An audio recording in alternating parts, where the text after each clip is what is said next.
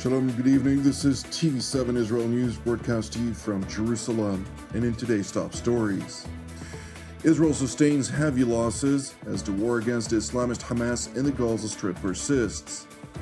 Washington ups its pressure on Jerusalem vis-a-vis humanitarian aid related to the Gaza Strip. Hostilities escalate along Israel's northern front as prospects for wider escalation continues to rise.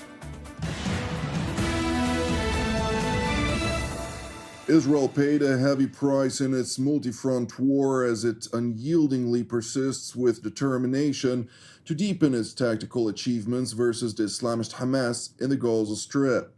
IDF Chief of General Staff Lieutenant General Herzi Halevi visited the central sector of the Palestinian enclave for a situational assessment on Friday night.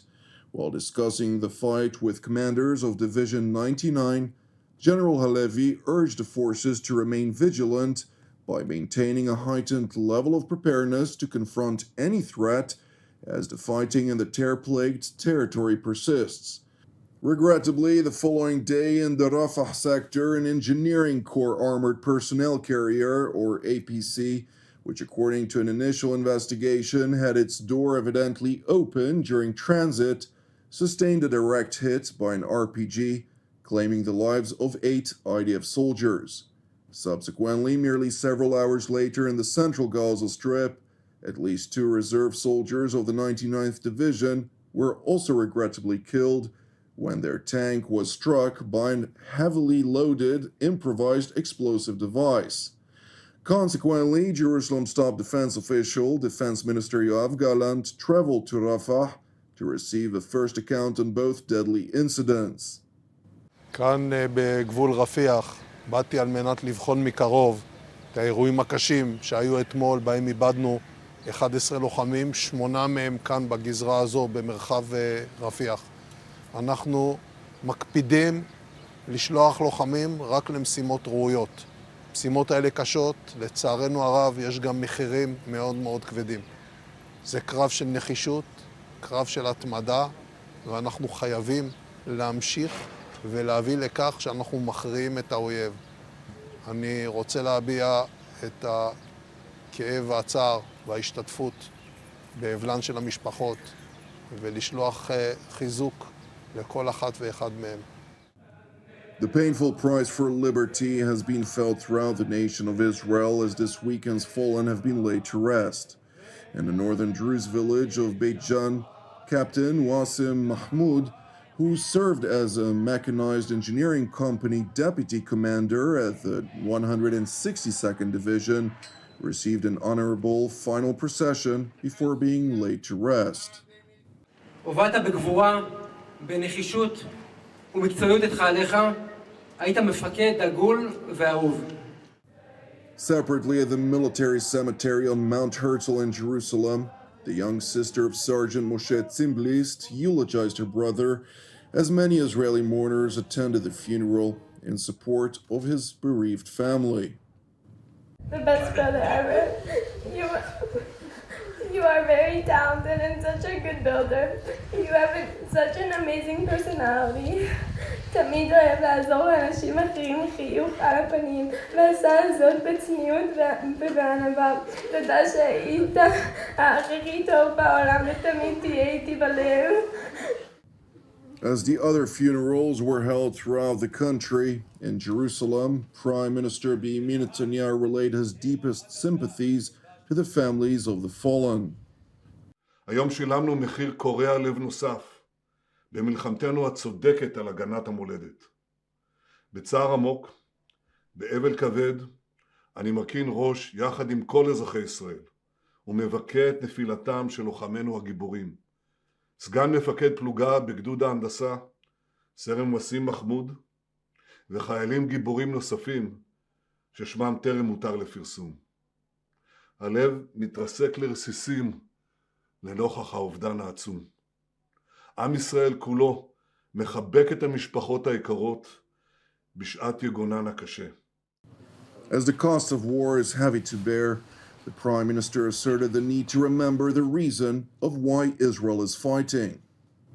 אני מחזק את לוחמינו ומפקדינו האמיצים שחדורים במשימה הקדושה לנצח את אויבינו, להשיב את חטופינו. כשהמחיר כל כך כבד, נזכור עבור מה אנחנו נלחמים.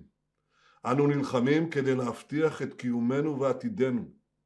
אנו נלחמים כדי להשיב את כל חטופינו. המלחמה הקשה נכפתה עלינו על ידי אויב מתועב ורצחני. בחג שמחת תורה, מפלצות החמאס חדרו לקיבוצנו, ליישובנו, לערינו, למסיבת טבע של צעירים שרצו רק טוב.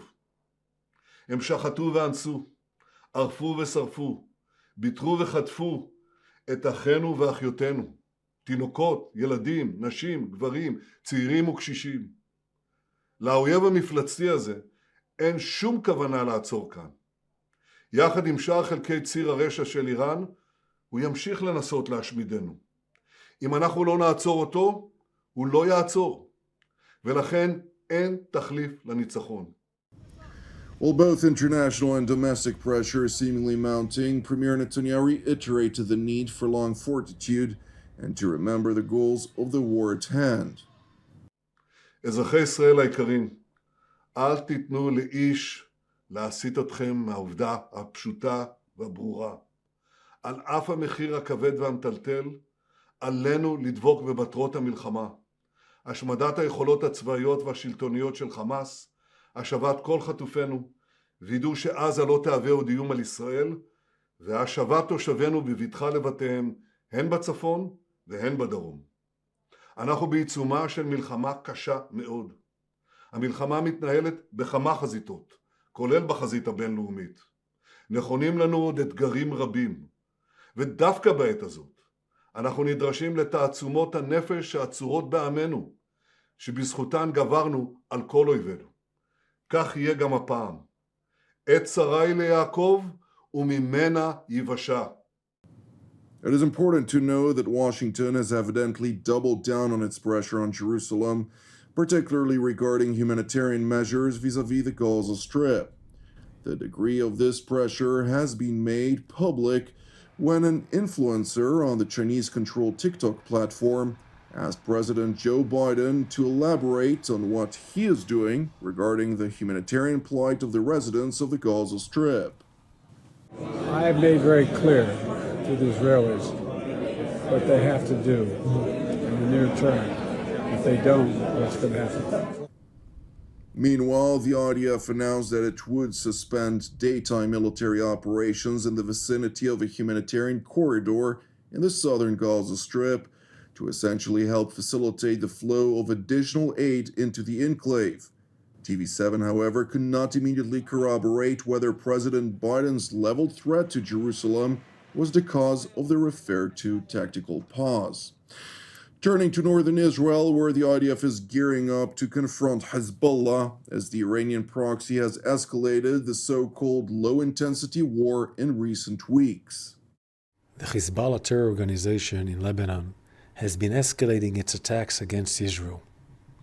Since deciding to join the war that Hamas started on October 7th, Hezbollah has fired over 5,000 rockets, anti-tank missiles, and explosive UAVs from Lebanon at Israeli families, homes, and communities. Hezbollah's increasing aggression is bringing us to the brink of what could be a wider escalation, one that could have devastating consequences for Lebanon and the entire region. As hostilities along Israel's northern front are seemingly intensifying, with the IDF launching dozens of retaliatory strikes on a daily basis, over 100,000 residents of northern Israel who've been displaced since October 8th of last year are increasingly urging Jerusalem to resolve their plight. And while Jerusalem's political echelons have yet to take a decision on the matter, the IDF declared its preparedness for war. When we say that we will not let October 7th happen again on any one of our borders, we mean it. Because of Hezbollah's refusal to comply with UN Security Council Resolution 1701, because of Hezbollah's military infrastructure, weapons, and fire at Israel from the area south of the Litani River in southern Lebanon, and because of Lebanon's failure to enforce 1701 on Hezbollah, Israel will take the necessary measures to protect its civilians until security along our border with Lebanon is restored. One way or another, we will ensure the safe and secure return of Israelis to their homes in northern Israel. This is not up for negotiation. As prospects of war erupting between Israel and the Iranian proxy Hezbollah intensify, Admiral Hagari stressed that Iran is the chief culprit, essentially driving the region into an all-out war. Thank you for watching TV7 Israel News. It is important to highlight that TV7 Israel is a donation-based non-profit ministry with all of our productions available free of charge. Therefore, we would appreciate it if you'd consider making a donation. You can do so via our website, www.tv7israelnews.com. Separately, I'd like to encourage you, pray for the peace of Jerusalem and salvation of Israel. I'm Jonathan Essen wishing you a Shavua Mevorach, and God willing, we'll see you during our upcoming TV7 Israel updates. Until then, Shalom from Jerusalem.